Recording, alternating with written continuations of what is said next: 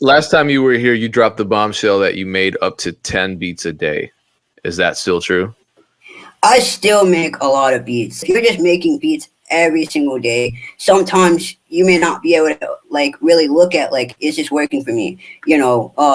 Is this something I need to keep doing? Is it translating to more sales?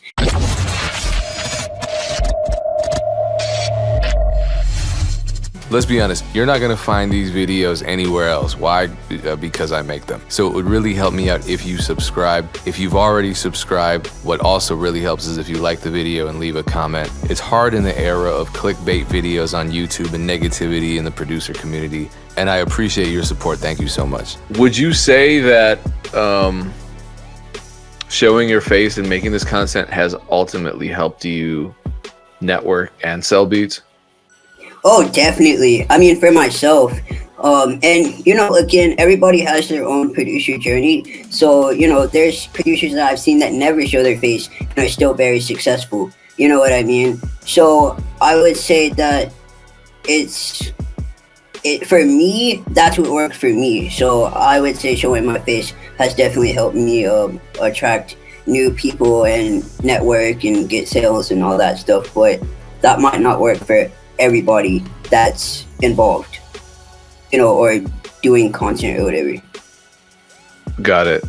And then with that, for you, obviously there's the element of representation too. Mm-hmm. Yeah, definitely. I mean, that's very important to me too, because again, there aren't a lot of people that are like at least on this platform that I, in general, like platforms that I'm a part of, that I'm seeing that are publicly like making content all the time in the music industry and doing the same things. I mean, obviously they're out there, but I just feel like that representation is important. So for people that are like me and not having the same disability as me, but just may have some. Back in the Matrix. Yeah. I think I know where you're going with this, but please continue. Well, I was just gonna say, with some kind of disorder that they can see, like, okay, he's doing it, maybe I can, do it too, or maybe I can do content and start putting myself out there. I mean, I just really want to have a positive impact on whoever. I mean, you don't have to have a disability, but, I'd like that representation to be there, for someone to see if they need it. Yeah, do you get a lot of feedback, a lot of positive feedback from, producers who maybe represent a minority population, or maybe even non-producers? Just what kind of impact have you had on people with simply showing yourself and representing who you are? Oh man, people really have given me a lot of positive feedback, and of course you deal with the trolls, but that's anybody really. But as for the positive side, I've had people that have been really inspired and motivated by just me showing up and putting out my content, and that really makes my day. I mean, just to think that me as one person can create such a positive experience for someone else, that I may never meet in real life, is really cool to me. So it makes me excited just to kind of wake up and like keep doing this, even on the days that I may not feel like doing it, but I just stay motivated in the fact that someone is going to benefit from seeing my content. That's another good question. Are you pretty strict with yourself and with your schedule? Because obviously there are some days when none of us want to even get out of bed, let alone sit in front of a camera or make beats or do all this other stuff that we know we need to do. It's just hard certain times. So I have a calendar now, and I actually recently just got new management, and my management is very on top of me when it comes to what I need to do. So I've started to really treat like this whole like producer influencer journey as like an actual career, and I feel like that's really what changed for me, is treating it like a career and not just treating it as like something I'm doing, because that really changes your mindset when you start looking at it like, this is what I'm going to do every day. I need to show up, and I need to do what I need to do. So I have a calendar now. I have a content calendar. My calendar has, what kind of content I'm going to put out, but also just things I have going on for the week and stuff like that. So yes, I'm very scheduled. I also use this app. I got to give y'all a gym. Well, I don't know if it's gym, but I use this app called Flick, and it helps you with hashtags. And tells you like like when you put a hashtag in, you can put like a smart filter, and it tells you like if those hashtags would work for your account and based off of like your engagement and all that stuff. But it also tells you the best time to post for your account, which is really nice because it also is on Instagram too. But this gives you more like a actual time period, not just trying to look at the like rectangles on Instagram. So I've been using Flick lately. So when I do know when I'm gonna post, I at least know what kind of time period to post my content. So that's what I've been using to stay on top of making sure my content is out, and my calendar definitely helps me stay ready to go. Okay, you're always introducing new apps and Yeah. resources that I always want to use. Flick, and it's for Instagram, but you're saying you're using it primarily for what, YouTube? No, I'm using it for Instagram. So strictly it's Oh, just for, primarily for Instagram. Okay. yeah, so it's Flick. Googling it right now. Flick.tech is the website. Yes. Yes, that's what I use. I love it. Like it's helped me so much. And it tells me how many like hashtags I'm ranking on for different posts and stuff like that. So it lets me know like which hashtags I should keep using or alternate with and stuff like that. And you can create Okay. lists of hashtags too. So it's a dope app. There's a free trial, and it looks like their cheapest account would work for me because I don't post 10 times a month. Anyway, Flick.tech. Elephant in the room. Last time you were here, you dropped the bombshell that you made up to 10 beats a day. Is that still true? I still make a lot of beats. Now things have changed because the calendar helps. What I realized in the time since I've done this interview, the first one is sometimes you feel like you're doing a lot, but you're not really seeing a lot from like just because you're doing a lot doesn't mean the results like you're actually getting results. You're just kind of doing things to do things. So the calendar has actually helped me when it comes to structure. So now I have actual days that I make beats, which is 2 times a week. So how many ever beats I make in that actually helps a lot because it's not even from a creativity standpoint because I'm still creative regardless. It's more Yeah. so just like being able to analyze what's working because if you're just making beats every single day, sometimes you may not be able to like really look at like, is this working for me? Is this something I need to keep doing? Is this translating to more sales? So for me, I have really focused on like just different projects, like working on certain projects and making beats for that, making sure my website has beats and those are, it's staying updated for Beatstars and stuff like that. But I do make beats typically still every day, but I have like actual scheduled days where I am like literally I have to make beats. So if I make a beat 2 times a week, that's my like at least minimum. But I still like to cook up every day. But it's more structured at least this time Okay. around than the last time I talked. So you may not be making 70 beats a week, but maybe 20. Yeah. So but which is still good. You know what I mean? It's still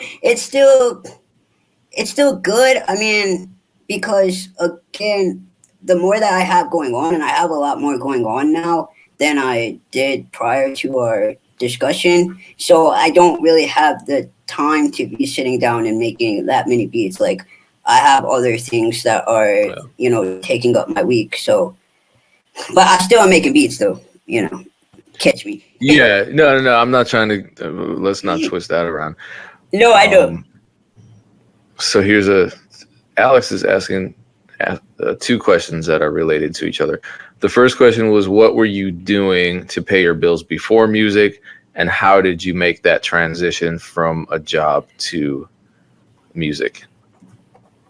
I mean, I've really been doing music since I got got out of college. I mean, I was doing music in college too, but when I was in college, I'll start with that. I just had different jobs, but also let's be real because we're 100% honest on this thing. My parents paid for my college like rent and stuff, so I didn't have any bills when I was in college, so I just did music. Once I got out in the, I guess, real world, um, I had to pay rent myself. And so, I mean, once you have that kind of motivation that you have to pay rent yourself, you figure it out how you're gonna pay your own rent. I mean, my parents were not gonna pay my rent once I got into my like own apartment and stuff. So it really was just buckling down and getting serious about how to get like make money and keep it consistent. But I'm still working on that. I mean, to be honest, I'm still working towards that because I have certain income goals that I would like to reach. But I mean, you know, the biggest thing is also I made Miniproducer an LLC, so got a business account. So there were certain things that I did that really, well, those are the things I did, not certain things. I got a business account, which is important. Once you start making a certain amount of money, which I'm not gonna lie to you all, I know when that is. You're gonna have to look that up. But getting a business account is important because to be able to pay yourself and that kind of stuff out of the business account, getting an LLC, and so that's what I did in regards to kind of making that transition into making it more of a career and making sure I was making enough to at least pay rent and all those types of things. But it's a process, like it's not necessarily gonna happen overnight. So that's one thing I would say is also give yourself some grace too, in regards to this, because I think a lot of other producers see producers that are successful and making six figures or whatever, and they're like, man, why am I not there yet? But all of this is a journey, so don't feel rushed to be like, man, I gotta quit my job tomorrow, and this producer is making full-time income. Like, it's a journey, and if people were honest with you, they would probably tell you it's not gonna necessarily happen overnight. It's gonna take time, and just be ready in your own journey. Like, don't rush yourself to do something. Don't quit your job because you saw someone else said, oh, I quit my job yesterday to do beats. That might not be your story. If you can't pay your rent right now with the beats, like sometimes you just gotta do what you gotta do to get to where you need to be. So give yourself some grace. So I talk to producers all the time who say they have trouble just making one complete beat a week. I'm personally on a one beat a day minimum. That's like start to finish, mixed and everything. Mm-hmm. But sometimes I have deadlines. I end up making 5 or 6 beats a day. That was me on Tuesday.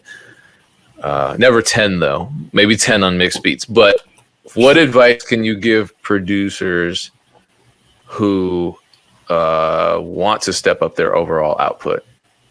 I would say get out of your own head. And because a lot of producers, I still see this when I look on social media, like to define like how you should make beats. Don't use loops. Use loops. Make it from scratch. Use hardware. Don't use hardware. Don't just make beats. I mean, however you make beats. If you use loops for the whole beat, I don't care. Personally, you shouldn't care. If it turns out great, whatever is going to be creative for you. Like, these are your beats. And at the end of the day, I worry about artists. Like, producers, love y'all. I rock with the community. At the same time, though, artists are the ones that are purchasing my beats. And most of the time, when it just comes to artists buying, they're not thinking, did he use a loop in this? Did he use whatever? Did he use this kind of snare, the 808 spins? Or, like, they're not questioning that for the most part, in my experience. So I would say just have fun with it and actually make beats. Like, just cook up, like get out of your own way, get out of your own head, find ways to make it a creative process. Like, I've been trying this new process of setting like a 10-minute timer, more so not because I'm trying to necessarily make the best beat in the world, but more so just to get myself like I guess ahead of the game, because when you go to studios, it's a different environment working with an artist, and I know it kind of takes me a little bit to like make beats some at times when I'm overthinking it. So I've set a timer for myself just to kind of get out of my own way and my own head when I'm cooking up, and it's definitely helped. And I'm not always using loops either. Like, I'm making stuff from scratch. I am sometimes using loops from other producers that I know and stuff like that. So really, my biggest takeaway, hopefully, would just be get out of your own head, stop overthinking, stop worrying about what other people are saying about how you should make beats. Just make them. If you like how you made them and it turns out great, then that's really what matters. Right now, you have almost 400 beats. I thought I clicked the damn button. You have almost 400 beats on your Beatstars account. Do you have any goals you want to hit in terms of your catalog size or your daily upload schedule? Yes, okay, I want to get to 1,000 next year. And I want to get to a consistent upload of like every single day, because I typically upload a few times a week. Just because like I said, some of the beats I'm making are not necessarily for Beatstars, they're for other like projects that I have going on. But I'd like to get to that everyday schedule, because I've heard from other producers, because I watch these interviews and stuff, that having a really consistent upload and sometimes uploading every day has had a real good results. So I'm like, man, I need to jump on that and start uploading every day. So that's my goal next year, to upload every day. And I've seen some of y'all's 2021 impact, so I need to catch up because get some beats uploaded.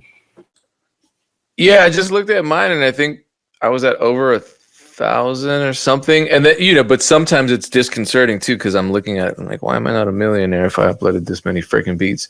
Yeah, exactly right. But as you start doubting yourself, but no, I mean, overall, yeah, I don't regret it. But again, I'm jealous of the producers that upload once or twice a week and make the same amount of sales as I do. Right. I'm like, I can't do that. I got to upload every day. So that's what I'm doing. But back to you. Take me through the process of you making beats again. So let's take your beat One Night as an example, because that's a dope beat that I heard. And you labeled it as a Kevin Gates type beat. Appreciate that. Thank you. It's melodic. It's catchy. It's pretty open for vocals, so everything's balanced well, and it's well mixed. So do you know what beat I'm talking about? Yes, I made a lot of beats, but I do know which one you're talking about. I don't think it was a collab. It wasn't a collab, right? Because I feel like I have a lot of beats. Okay. Well, in general, I'll just give you an overarching, because when I love making melodic beats, that's really the sound that I really go for. It's like melodic type. Like, I like to make hard trap too, and you'll hear that on my catalog. But I feel like the beats I'm strongest at are when it comes to my melodic stuff, and that's due to the fact that I actually took piano lessons as a kid. So I've really always loved piano and like that kind of sound. But for the typical times that I do make beats, I may sometimes have like a loop that I find, whether it's like on Splice, or shout out to Looperman, been holding me down for years now. So I might find a loop on there, or I open up Contact and I like the Nowhere, NOIR Pure Piano, that one of the banks that you can buy. I really like that piano, or the Gentleman, I think I use. There's so many piano sounds, so I will get a piano sound of some variation. And if I'm making it from scratch, which I really started actually getting into more, just because I want to get better at like making melodies. That's really important to me right now on my journey. So I'll cook up a piano melody, and if I'm making it from scratch, I'll be real with y'all, it may take a little longer, because I'm really trying to get the notes and stuff like that. But I actually like doing that because it lets me get more creative when it comes to making it. Because if you have a loop, there's only so much you can really like edit on it depending on how the loop is formatted and stuff like that. Okay, So hey, I'm sorry to interrupt. So are you said yeah, you took piano lessons, so are you playing on a MIDI keyboard or are you programming? um, for me it's easier to program it. I do have a MIDI keyboard like right over in the corner that y'all can't see. But I have a MIDI keyboard, but it's just easier for me to plug it in. But that's just due to how my hands are set up out here. But I have used my keyboard from time to time, but it's just been way easier to program it, which is probably why it takes a little longer. Because I see people cook up with the keys, and I'm like, yo, I wish that was me right But I now. see But people cook up with the clicking, and I'm like, like Nick Mirror and people like him that yeah, just click it in, and it's like, click it wow. in. T So minus. that's Oh, me. people like them. Yeah, I'm clicking it in. I am. So I'll make a melody and then I like the hi-hats next because the hi-hats give it that bounce. I was watching the video of someone say like if you don't get the hi-hats down, it can mess up the whole beat. And honestly, yeah, the hi-hats really do add a bounce. And then I add my claps, and my percussion sounds and whatever else I'm gonna have to it. And then I have a counter melody typically but my piano beats, as you heard in my beats, I like to keep stuff open because I've noticed like the more I have going on beats, it actually makes it more confusing for an artist to get on. And it's typically the beats that don't have a lot going on that sell the best for me. Like I have a beat called Faith that's literally just like a guitar sample that I used and some drums, and I sold that beat like over 20 something times, maybe 30 at this point. So simplicity has seemed to be the best, but you can still add a little ear candy and beats to make them still interesting, which is what I've been adding. Oh, you're back in the Matrix. Oh no, you're back. You're back. You're plugged in again. Okay. How do you stop yourself from wanting to add too much? Oh man. Honestly, I've just started watching more producers that I really like and how they kind of navigate with making beats and stuff. And I've noticed a consistent theme that they're very simplistic. Like it's simplistic, but it's still interesting. And I'm like, okay, if these guys who are killing it out here are doing this, there has to be a reason why they're doing it. And I just listen to other beats too to kind of get inspiration and like why do I like this beat? And typically when I like a beat, it's because there's not a whole bunch going on, or it's if they do have it more complex, it doesn't feel overwhelming, like you can still have a complex melody, but it still like works and an artist could get on it. So that's really what I take into my beats, is making sure they're still interesting to listen to, but not so complex and overwhelming that an artist feels like they can't get onto it. And thank you for complimenting my mix because I know we talked last time. I've really been working on that because I remember seeing some comments about my 808s, and I definitely agreed with that. So I've been working on getting my 808s a little lower in the mix, and so that's also really important, is a good mix. I've overthought that to a point of making my beats better with the mix, and so yeah, I don't know if that answered the question, but I would just say like a good melody, good drums, and a great mix. I remember that whole kind of backlash. When Yeah. I think part of it too was just the shock of producers hearing you say you've made up to 10 beats in a single day. Yeah. Just because it's one of those things where somebody said, and I'm actually going to disagree with this comment. I think it's easy to generalize about why music is bad, and I even think that saying music is bad is a problematic thing, because what you think is trash, I might think is amazing, and vice versa. It's all subjective. Yeah. So I don't want to go down that path with anybody, especially not so close to the holidays. Come on, man. But just hearing that somebody is that productive. Oh my God, Minnie made 10 beats a day. That kind of triggers something in ourselves. Maybe it's an insecurity, maybe it's a competitive spirit, something like that. where instantly there were people trying to find holes in your Yeah, assertion. And yeah. I know you said something where it's like you may be on the autism spectrum, and that might help you hone in and focus on, just making that many beats. I've seen other people do it. I've seen Cash Money AP do it, for example. Yeah, exactly. So. And so I remember someone saying, well, if I can't criticize Minnie's output, I'm going to criticize his mix. His 808s are distorted. And granted, they work. I've heard a million other producers, again, well, I'm not going to say names. Other producers who are very much on top have distorted drums. And I can't say that I dislike the way it sounds. I'm not going to do it myself. But I did notice in your newer beats that you stopped that and you just have still really loud kicks and you'd have turned the bass down, but it's still there in the mix. What did you do in order to achieve that clarity? Were you watching tutorials? What can you recommend?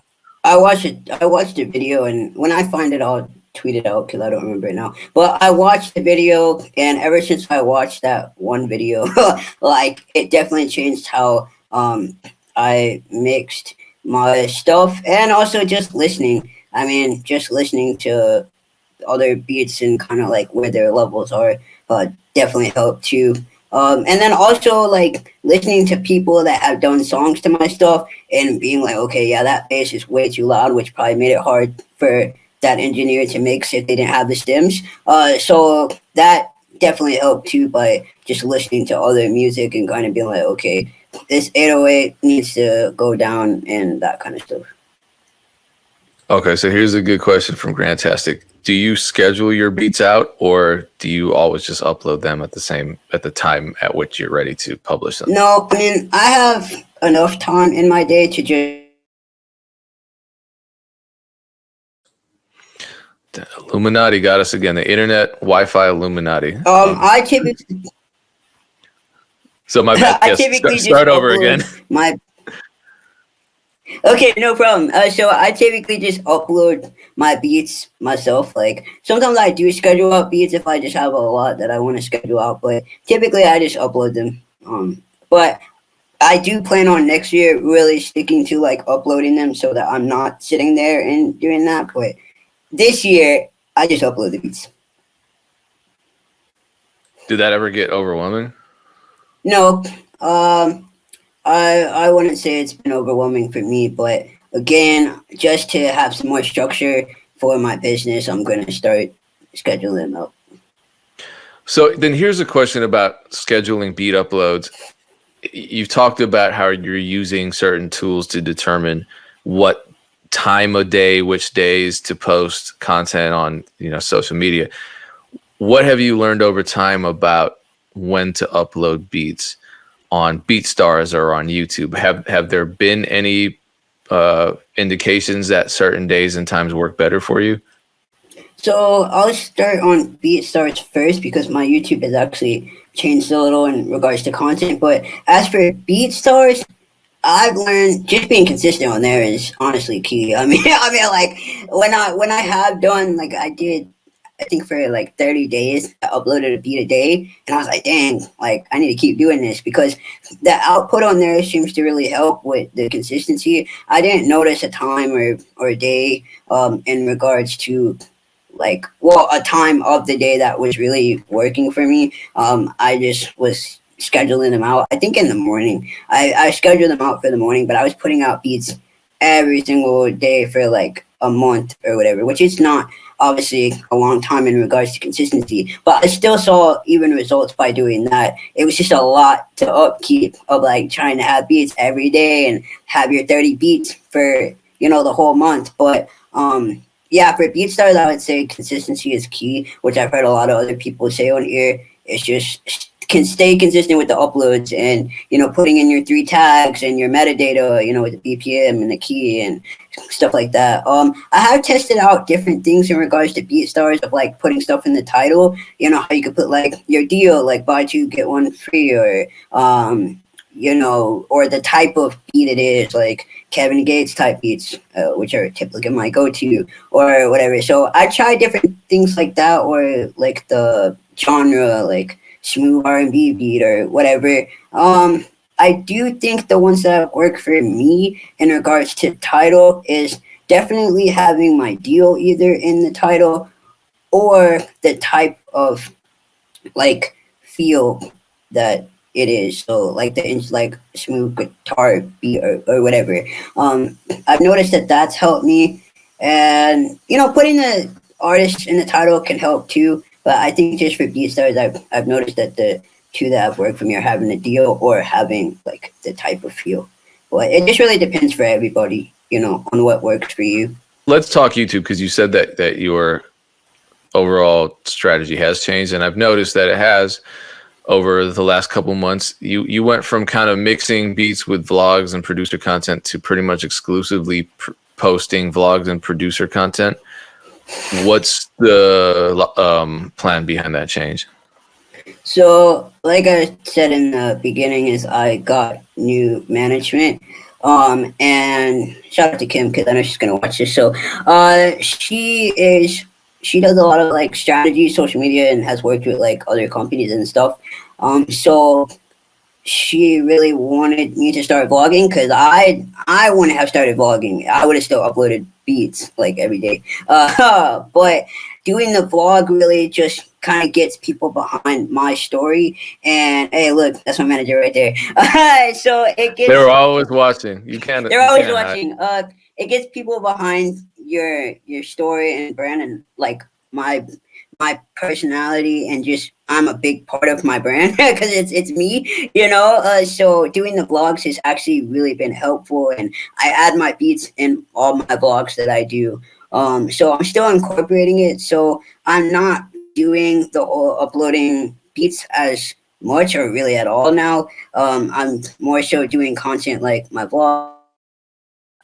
I'm doing the content like my vlogs, and I'm also doing the like 5 and 5 series that I started, and posting up my podcasts and things like that. But I do post my beat stuff because I found a way around it.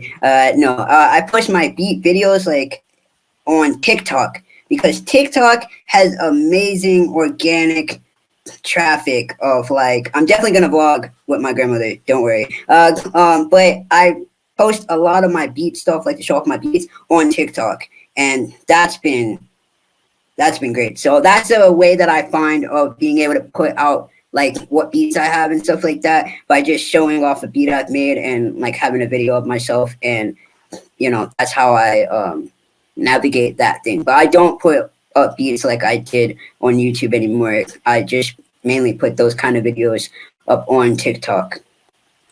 Okay, I want to get to Alex's question. I just want to ask you, what, in addition to BeatStars and TikTok, what other platforms do you post beats on, and then which ones would you say you're finding the most success in terms of actual sales on? So I post my I mean, honestly, now I'm just posting my stuff on TikTok. So I know I get a lot of traffic through TikTok because I have the Google Analytics thing.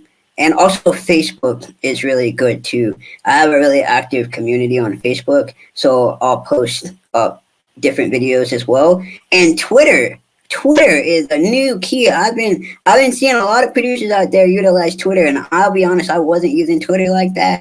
But I've started posting my videos here and there on Twitter, and I actually see traffic from Twitter to my page, which all of those translate to sales. And I wouldn't have expected that. I really wouldn't. But yeah, so I would say Twitter and TikTok, and then my Facebook page are like my top three that I'm really utilizing to post up beats, because like I said, my YouTube channel is now more so for my vlogs and just my other content to post up. Okay, cool. So then Alex's question, leases versus exclusive. I know you do both. You talk about doing both. What are your experiences with either? And do you have any sort of rules as far as, for your own business? I'm not going to sell this beat exclusively because of it's been licensed too many times, that kind of thing? Yeah, so like I said on my beat Faith, I'm not selling that exclusively unless someone comes to me with a real good price, because I made that decision of selling a beat that was also doing really well exclusively for a price that, like, I probably would never do that again. But I sold more leases on that beat than I got for the exclusive. So, I've learned from that decision. And so if the beat is selling like hotcakes, you're not getting that exclusive. Unless it's a good amount, and even then I might still not do it because that beat is going to continue to make me money. um And as traffic too. far Sometimes as that's more and important traffic, than yeah. money. Yeah.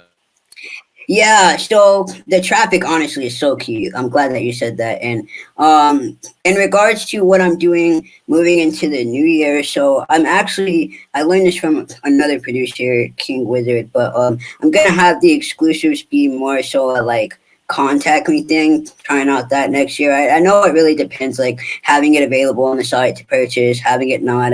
Everyone, does different things, but I kind of like leasing out my beats, to be real, because typically what I found is when people buy my beats exclusively, um, it a lot of times I just feel like the artist doesn't necessarily have the budget behind like actually marketing the song, so I just always feel weird about an artist like not being able to invest in that song that they created after spending a certain amount of money on a beat, because exclusives are, at least on my end, are not going to be super low. So I'd want an artist that's really got a dope project that's like looking to buy beats and like, hey, I'm going to be putting money behind it, just so it benefits everyone, and more so importantly, the artist. Okay, I don't want artists just spending their last dollar on my beats and not being able to put money into the marketing, because the marketing is what's going to be able to get it out into a bigger audience. So I'm going to be much more selective in regards to how I sell exclusives next year,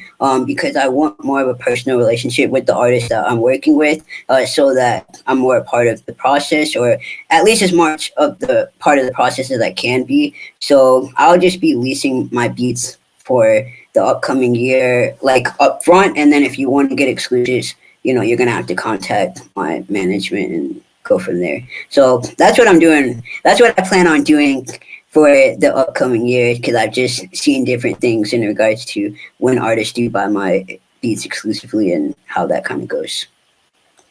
Got it. So someone asked a question about pricing. Now I have a whole bunch of questions about pricing. Yes. Okay. So, and you've recently, as Honran is pointing out, you recently changed your pricing structures. You recently tweeted, seeing the MP Cartel price point start at 100 for leases is dope. And I knew about this a while ago. I actually was trying to interview them. That we couldn't make it work. But I've had mine at this price point recently as well, so it's motivating to see. When did you switch your prices? I think like in November. Yeah, on November 1st. I changed it on November 1st. Like really random. Okay.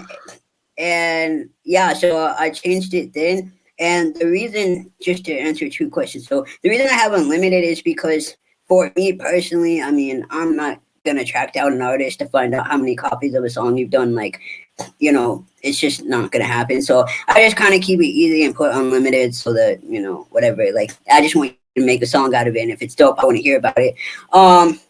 So that's why my stuff says unlimited, just for ease, I guess. And then you can get the wave in MP3, or you can get the track cut stems and call it a day. Now, I'm using Beat ID. Shout out. We'll get onto that, but let me finish it so people can know what I gotta say on this topic.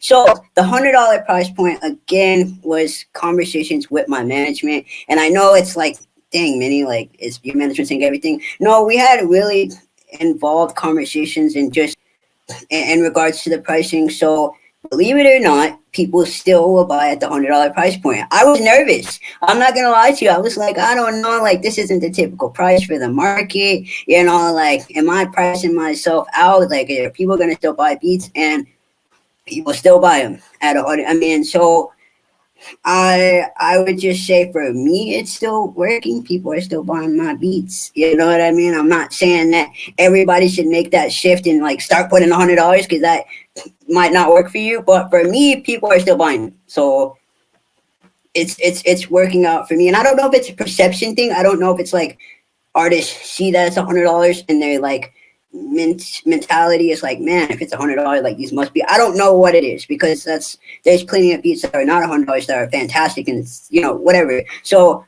I just know people are buying them, so I'm gonna keep it at that price point because I'm still able to make sales even at a higher price point, which has been really great. I'm gonna say that it was a little nerve wracking to kind of make that change. When you feel like you're doing something a little different than what the typical structure is for pricing, but it's working out for me, so I'm not gonna change it. Cool.